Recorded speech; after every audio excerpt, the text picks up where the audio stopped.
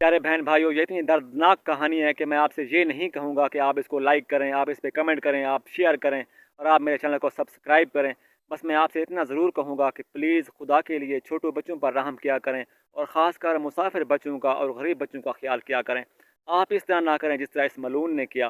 तो मुझे उम्मीद है कि आप इससे ज़रूर इस्लाह हासिल करेंगे। कहानी है मुस्लिम बिन अकील के दो कमसिन बेटों की, जिनकी उम्रें तकरीबन 8 से 9 साल थी और शहर कूफा में हर कोई उनको मेहमान बनाने से डरता था। दोनों भाई आकर खजूर के दरख्त पर चढ़कर छुप कर बैठ गए। असर के वक्त एक औरत आई, नेक बख्त थी, मुहिब अहले बैत थी। इसकी मुलाजमा पानी भरने आई।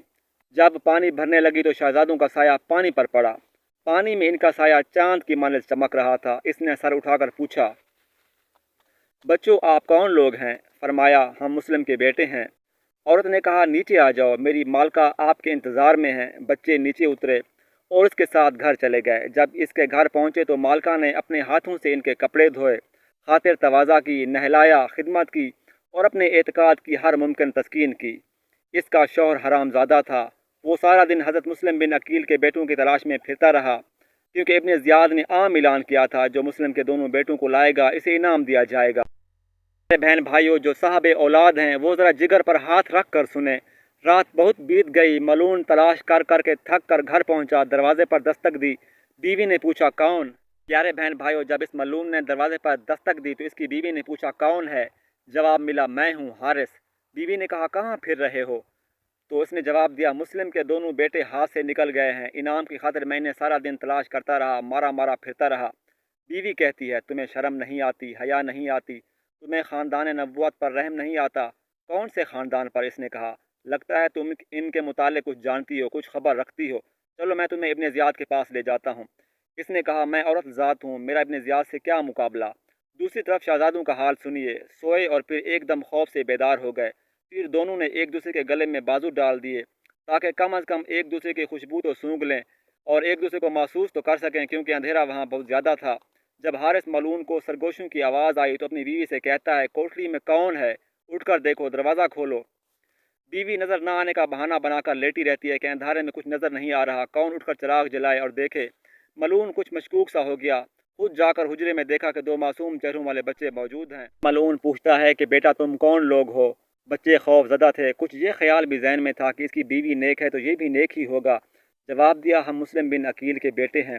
ये जालिम जैसे खड़ा था उसी तरह बड़े मोहम्मद के मुंह पर ऐसा तमाचा मारा कि रुखसार ज़ख्मी हो गए, दंदान मुबारक टूट गए, मुंह से खून बहने लगा, वो ज़मीन पर गिर गया।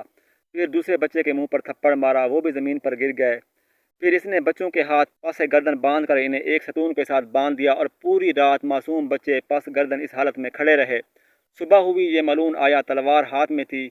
बच्चे क्या कहते हैं? बच्चों ने इससे कहा, हमारी रसूल से रिश्तेदारी है, इस बिना पर कुछ तरस खाओ। ये बच्चों ने उससे कहा। ये कहता है, तुम रसूल सल्लल्लाहु अलैहि वसल्लम के कौन लगते हो? बच्चे कहते हैं, कमसिन हैं, हमारी कमसनी पर ही कुछ रहम खाओ। मलून कहता है, तुम्हारे लिए मेरे दिल में कोई रहम नहीं। मैंने कहा, मैं तो तुम्हारे सर ही कलम करूँगा।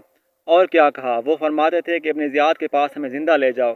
तुमने क्या कहा? मैंने कहा, मैं हर हाल में तुम्हारे सर कलम करूँगा। कहा, काश तुम इन्हें ज़िंदा ले आते तो मैं तुम्हें इनाम देता। कोई है जो इस मलून को उसी जगह पर ले जाए?